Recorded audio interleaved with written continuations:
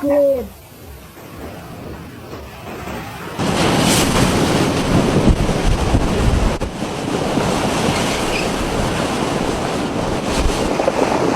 Holy shit. Shit's out everywhere. Whoa.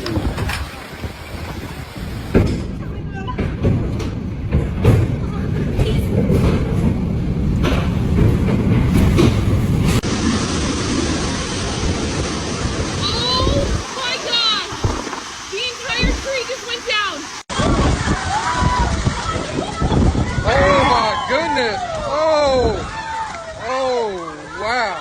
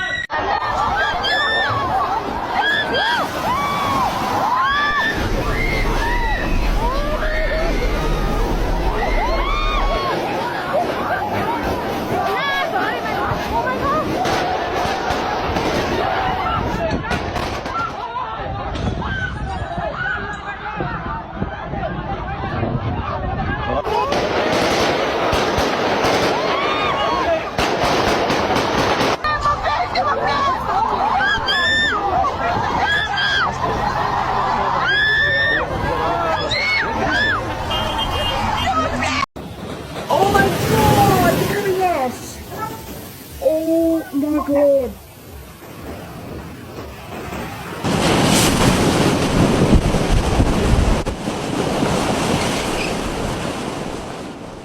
Hurricane Erin became the first major hurricane of the season, reaching Category 5 strength as it swept across the Atlantic before striking the east coast. With its immense size, the storm devastated fragile shorelines, generating powerful surf, dangerous rip currents, and flooding that left coastal communities heavily damaged.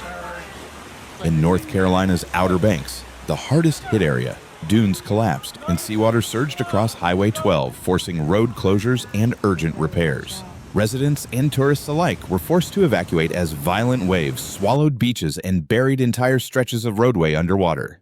In New Jersey, authorities declared a state of an emergency. Massive waves relentlessly battered the coast, flooding many shore towns. Rescue teams were deployed to save residents as seawater rushed into streets and homes. Officials warned that waves exceeding 5 meters could overtop protective dunes, threatening to submerge low-lying neighborhoods.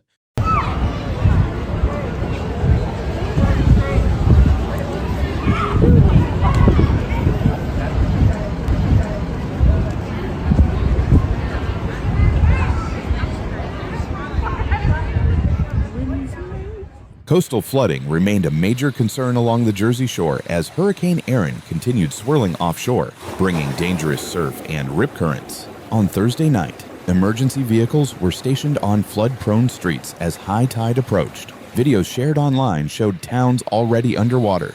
Earlier, Governor Phil Murphy declared a state of emergency in anticipation of flooding and hazardous surf. In Wildwood, the main Rio Grande Avenue was closed due to deep flooding, according to city police. Photos and videos from residents also showed floodwaters impacting Long Beach Island, Atlantic City, Ocean City, Manasquan, Margate, and several other shore areas.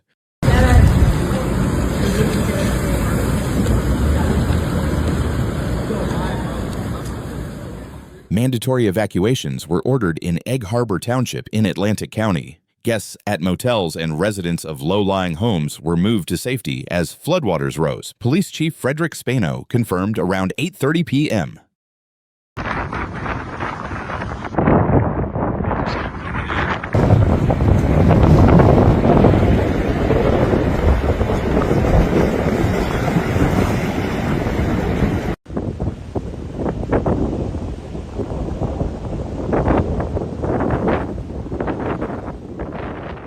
Hurricane Erin, the first Atlantic hurricane of 2025, had formed on August 11th near the Cabo Verde Islands off the west coast of Africa. Although it did not make direct landfall along the east coast, Erin still produced powerful waves, dangerous rip currents, and significant flood risks as it tracked northward. The storm's strength fluctuated. By Tuesday, Erin had weakened to Category 2 while moving parallel to the east coast. But by Thursday night, its sustained winds remain near 100 mph, 160 km. The National Hurricane Center in Miami warned Erin could intensify again before weakening on Friday. Even without landfall, dangerous coastal conditions persisted.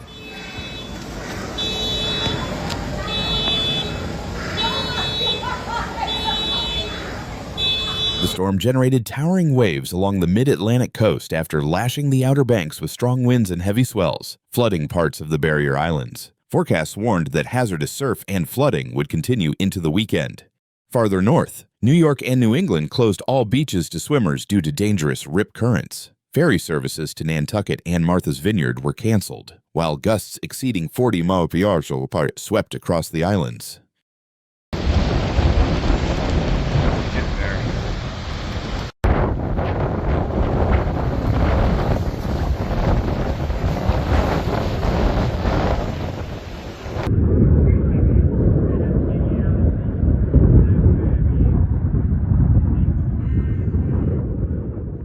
The Virginia and Chesapeake Bay region also endured tidal flooding as water levels rose beyond normal cycles. Coastal warnings stretched across bays, rivers, and barrier beaches, where overnight waves carved away protective sand dunes. Scientists noted Erin's extraordinary development, calling it one of the largest hurricanes in recent memory, even hundreds of miles offshore. Its circulation generated enormous breakers that slammed beaches from Florida to New England, creating life-threatening conditions far from the storm's core. We're on LBI, and look at that boat over there. It's almost cresting the ground.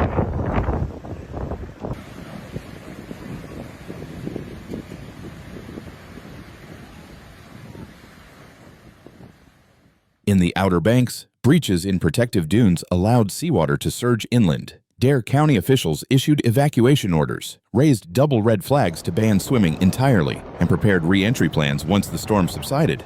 In Puerto Rico, widespread power outages struck early in the storm. Ferocious winds knocked down power lines, plunging tens of thousands of households into darkness, underscoring the storm's vast reach across the Atlantic basin.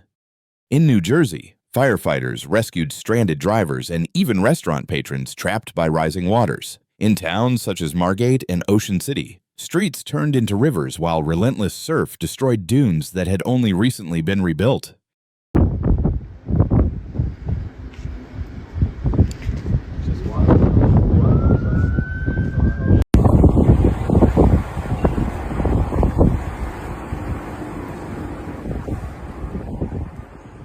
Across the East Coast, many beaches closed as authorities repeatedly urged the public to stay out of dangerous waters. Life-saving crews were stretched thin responding to numerous rip current rescues. In North Carolina, storm surge up to 4 feet, over 1 meter, inundated neighborhoods already weakened by previous hurricanes. Emergency distribution of bottled water was needed in some towns as water utilities faltered under the strain.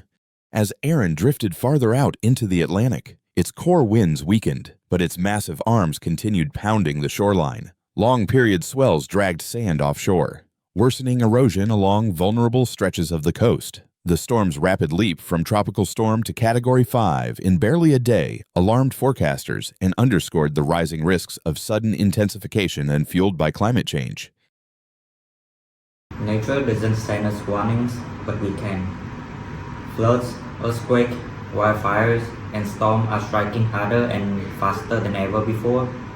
By subscribing, you are not just watching, you are joining a movement to stay alert, stay informed, and helps others to do the same.